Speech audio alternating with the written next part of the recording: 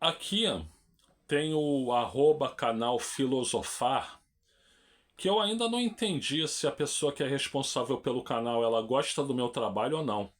Porque às vezes ela elogia, outras vezes ela debocha. Então não sei se a pessoa gosta do trabalho aqui do canal ou não, né? Mas de qualquer forma, ela me pediu para fazer uma reflexão, porque eu fiz uma aula de administração aqui. Sim, gente, eu fui professor universitário da área de administração e eu tenho 151 aulas de administração gravadas aqui no canal, né? E eu fiz uma aula falando de dois autores, o Burns e o Stalker, que eles falavam sobre integração e diferenciação. Então, quem quiser assistir a minha aula número 149, né? Perdão, gente. Teve que coçar porque estava incomodando.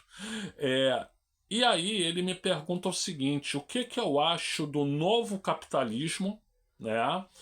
E, e também o que que eu acho da terceirização de atividades fins, tá? Olha, gente, então vamos lá. Vamos começar pela terceirização de atividades fins.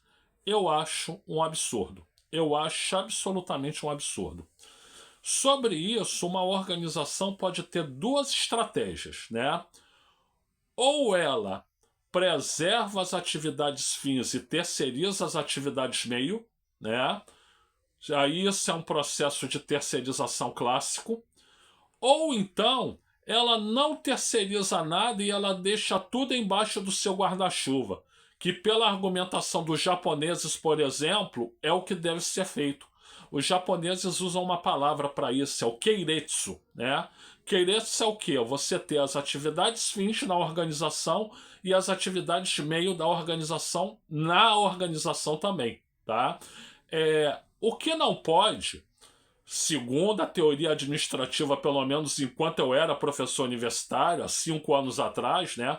O que não pode é você terceirizar a atividade fim, porque aí a organização não tem finalidade, né? Então, a terceirização de atividades meio pode acontecer, né? Como você também pode deixar as atividades meio dentro da própria organização, aquele, né? Então, cada organização, de acordo com a sua estratégia, vai definir o que é melhor para si, né? Agora, gente, sobre o capitalismo, eu não sei bem o que ele quis falar. O novo capitalismo. O novo capitalismo é um conceito muito amplo, né?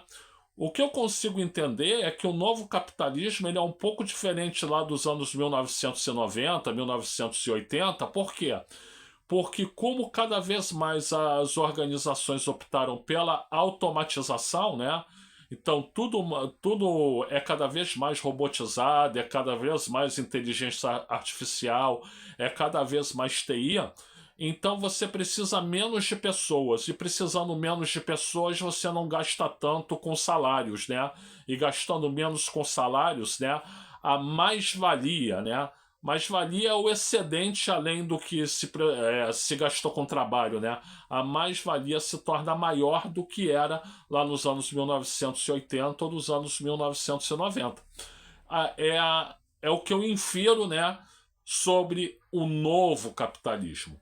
Agora, aproveitando que eu estou falando sobre o novo capitalismo, vamos falar sobre o capitalismo em si. Tem um livro do Max Weber chamado A Ética Protestante e o Espírito do Capitalismo, né? É um livro clássico que ele mostra bem o que? Uma interpretação diferente do capitalismo do catolicismo para o capitalismo do protestantismo, né? Quando eu estou falando de protestantismo, eu não estou falando dessas seitas novas, né? Ou pentecostais, não. Eu estou falando das tradicionais, tá, gente? Metodista, batista, anglicana, calvinista, presbiteriana e etc, né?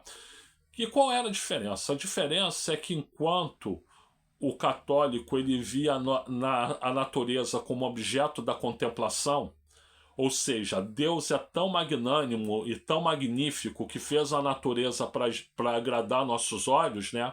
O protestante ele já tinha uma visão mais pragmática da natureza, né?